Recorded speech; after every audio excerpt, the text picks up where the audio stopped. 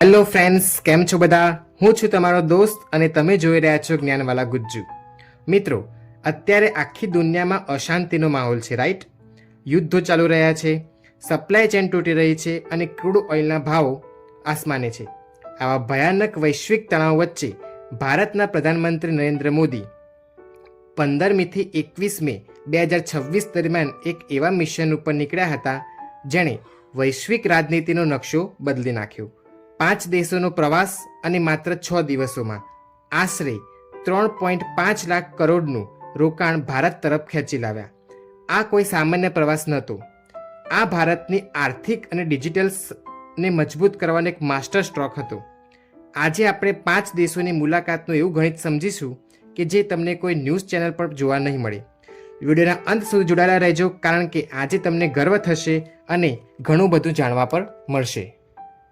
આ મિશનની શરૂઆત થઈ છે 15મીના રોજ યુએઈથી. પીએમ મોદી યુએઈના રાષ્ટ્રપતિ શેખ મોહમ્મદ બિન ઝાયદ અલ નાહિયાનને મળ્યા. પશ્ચિમ એશિયાના તણાવ હોવા છતાં ભારત અને યુએઈ વચ્ચે 6 ઐતિહાસિક કરારો થયા, જેમાં સૌથી મોટો ફાયદો થયો છે એનર્જી સિક્યુરિટીમાં. યુએઈએ ભારતના સ્ટ્રેટેજિક પેટ્રોલિયમ રિઝર્વમાં 3 કરોડ બેરલનું કાચું તેલ આપશે અને સૌથી મોટો માસ્ટર સ્ટ્રોક એ છે કે આ ઓઇલ સપ્લાય યુએઈના ફૌઝુરા ફેસિલિટીથી મળશે. નકશામાં તમે જોઈ શકો છો કે ફૌઝુરા એક એવું પોર્ટ છે જ્યાં વિવાદિત સ્ટ્રેટ હોર્મુઝને બાયપાસ કરે છે, એટલે કે જો ભવિષ્યના ખાડી દેશોમાં યુદ્ધ થાય તો પણ ભારતને તેલ પુરવઠો ક્યારેય અટકે નહીં. આ ઉપરાંત ભારતમાં આર્ટિફિશિયલ ઇન્ટેલિજન્ટ એઆઈને બૂસ્ટ કરવા માટે સુપર કોમ્પ્યુટર મોડેલ ટ્રેનિંગનો કરાર થયો અને યુએઈ ભારતમાં 5 મિલિયન કરોડના તાત્કાલિક રોકાણની જાહેરાત કરે છે. યુએઈ પછી પીએમ મોદી પહોંચ્યા યુરોપના 2 સૌથી હાઈટેક દેશો નેધરલેન્ડ અને સ્વીડન. બંને દેશો સાથે ભારતે પોતાના સંબંધોને સ્ટ્રેટેજિક પાર્ટનરશિપમાં બદલી નાખ્યા. નેધરલેન્ડમાં પીએમ મોદી મળ્યા ત્યાંના પ્રેસિડેન્ટ રોબ જેટનને. નેધરલેન્ડના 17 કરારો કર્યા, જેમાં ભારત માટે સૌથી ગેમ ચેન્જર કરાર રહ્યા છે ટાટા ઇલેક્ટ્રોનિક્સ અને ડચ ટેક જાયન્ટ ASML વચ્ચે. જે વિદ્યાર્થીઓ ટેકનોલોજીને સમજે છે એમને ખબર હશે કે દુનિયામાં માઇક્રોચિપ્સ બનાવતી મશીનરીમાં ASM એક બાદશાહ છે. આ કરારથી ભારતને બહુ મોટો સેમિકન્ડક્ટર પ્લાન્ટ મળશે, જેનાથી ભારત ચિપ મેન્યુફેક્ચરિંગમાં આત્મનિર્ભર બનશે. સાથે સાથે ખુશીની વાત એ પણ છે કે ડચ સરકારે 11મી સદીથી ચોલા સામ્રાજ્યની તાંબાની જે પ્લેટો ભારતને પરત કરી. આ છે આપણા સાંસ્કૃતિકને એક જીત પણ છે. નેધરલેન્ડના પ્રવાસ પછી પીએમ મોદી પહોંચ્યા સ્વીડન. સ્વીડનમાં પીએમ મોદીએ ત્યાંના રાષ્ટ્રપતિ ઉલ્ફ ક્રિસ્ટર્સનને મળ્યા. સ્વીડનમાં ભારત અને સ્વીડન ટેકનોલોજી અને એઆઈ કોરિડોર બનાવવાની જાહેરાત થઈ. ગ્રીન એનર્જી અને સંરક્ષણ ક્ષેત્રે સહયોગ વધારવા માટે સંયુક્ત એક્શન પ્લાન શરૂ કરાયો. ત્યારબાદ ગોથેનબર્ગમાં સ્વીડનના ક્રાઉન પ્રિન્સેસ વિક્ટોરિયા દ્વારા પીએમ મોદીને સ્વીડનનું સર્વોચ્ચ સન્માન એટલે કે royal of the polar star પણ એનાયત થયું, જે તેમના દૂરંદેશી નેતૃત્વ અને દ્વિપક્ષીય સંબંધોના યોગદાનને માન્યતા આપવા માટે એનાયત કરવામાં આવ્યું. સ્વીડનનો પ્રવાસ કર્યા પછી પીએમ મોદી 18 મે 2026ના રોજ નોર્વે પહોંચ્યા. નોર્વેના ધરતી પર પગ મૂકનારા પીએમ મોદી પહેલા ઇન્ડિયન પ્રાઇમ મિનિસ્ટર છે જે 43 વર્ષ પછી કોઈ ઇન્ડિયન પ્રાઇમ મિનિસ્ટર નોર્વે ગયા હોય. પીએમ નરેન્દ્ર મોદી નોર્વેના હેડ ઓફ યોનાસ ગાર સ્ટોરને મળ્યા. ત્યાં નોર્વેના ઓસ્લોમાં યોજાયેલી 3જી ભારતીય નોર્ડિક સમિટે આ પ્રવાસનું સૌથી મોટું આકર્ષણ હતું. અહીં ભારતે નોર્ડિક દેશો સાથે મળીને ગ્રીન ટેકનોલોજી અને ઇનોવેશન પાર્ટનરશિપ કરી. ઇન્ડિયાના EFTA કરાર હેઠળ ભારતમાં $100 બિલિયન આશરે રોકાણ કરવાનું રોડમેપ તૈયાર થયો.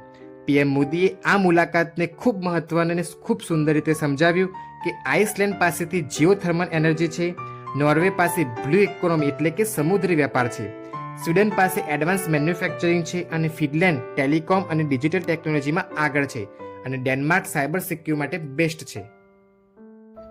અને ખુશીની વાત એ છે કે પીએમ મોદીને નોર્વેના રાજા હાર્ડલ V અને ક્વીન સોનિયા દ્વારા પીએમ મોદીને તેના સર્વોચ્ચ સન્માન એટલે કે the grand cross of royal Norwegian order of the મેરિટથી નવાજવામાં આવ્યા. ત્યારે આ બધા દેશોની ટેકનોલોજી ભારતના સ્કેલ અને અદ્ભુત યુવા ટેલેન્ટ સાથે મળશે ત્યારે ભારતને ગ્લોબલ લીડર બનતા કોઈ જ રોકી શકે નહીં. આ પ્રવાસનો સૌથી છેલ્લો સ્ટોપ હતો ઇટલી. મિત્રો, ઇટલી મુલાકાત પહેલા જ બંને દેશોના પીએમ દ્વારા એક સંયુક્ત આર્ટિકલ પબ્લિશ કરાયો હતો, જે દર્શાવે છે કે ઇટલી ભારતને કેટલી ગંભીરતાથી લે છે. પીએમ મોદી ત્યાંના પ્રાઇમ મિનિસ્ટર જ્યોર્જિલા મેલોનીને મળ્યા. અહીં ભારત અને ઇટલી વચ્ચે જોઈન્ટ સ્ટ્રેટેજિક એક્શન પ્લાન 2025થી 2029 જાહેર કરવામાં આવ્યો. બંને દેશો વચ્ચે આ વ્યાપાર હવે 29 બિલિયન યુરો તરફ આગળ વધી રહ્યો છે. પણ સૌથી મહત્વની ચર્ચા એ થઈ કે IMEC એટલે કે India middle east Europe economical corridor વિશે. આ વ્યાપાર એક સર્વોપરી રસ્તો માનવામાં આવે છે, જે ભારતને સીધો યુરોપ સાથે જોડશે અને આ ચીનના રોડ એન્ડ બેલ્ટ પ્રોજેક્ટને આખરી ટક્કર આપશે. મિત્રો, જો આપણે આખા પ્રવાસનું વિશ્લેષણ કરીએ તો પીએમ મોદીની ડિપ્લોમેસીના આ 4 મુખ્ય સ્તંભો આપણને જોવા મળે છે. પહેલું છે પ્રોએક્ટિવ ડિપ્લોમેસી. રાષ્ટ્રીય સુરક્ષા અને આર્થિક વૃદ્ધિને તેમણે એક તાતણે બાંધી. સેકન્ડ છે વૈશ્વિક સાતત્યતા એટલે કે સ્ટ્રેટેજિક ઓટોનોમી.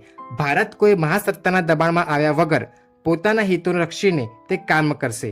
અને પીએમ મોદીએ પહેલાં પણ જણાવ્યું હતું કે આ યુદ્ધનો યુગ નથી. થર્ડ છે આંતરરાષ્ટ્રીય કાયદાનું સન્માન, જેના કારણે વિશ્વ ભારતને એક જવાબદાર રાષ્ટ્ર તરીકે પણ માને છે. અને ફોર્થ છે ડાયસ્પોરા એટલે કે વિદેશમાં વસતા ભારતીયોની શક્તિઓને દેશમાં હિતમાં સાચો ઉપયોગ કરવો. ટૂંકમાં કહીએ તો આ 5 દેશોનો પ્રવાસ એક ડિપ્લોમેટિક માસ્ટર સ્ટ્રોક હતો, જેણે ભારતને આવનારા સમયમાં વિશ્વની ત્રીજી મોટી આર્થિક સત્તા બનાવવા માટેનો મજબૂત પાયો નાખી દીધો છે. તો દોસ્તો, તમને પીએમ મોદીની આ વિદેશ નીતિ અને ભારતનો પાવર ગમ્યો હોય તો શેર કરજો અને કોમેન્ટમાં જય હિન્દ ચોક્કસથી લખજો. અને વિદ્યાર્થીઓ તેમજ તમારા મિત્રો સાથે આ વિડીયોને શેર કરજો, જેથી એમને પણ ભારતની આ તાકાત વિશે ખબર પડે. હું છું તમારો દોસ્ત જ્ઞાનવાલા ગુજ્જુ. ફરી મળીશું એક આવા ઇન્ફોર્મેટિવ વિડીયો સાથે. ત્યાં સુધી જય હિન્દ, જય ભારત.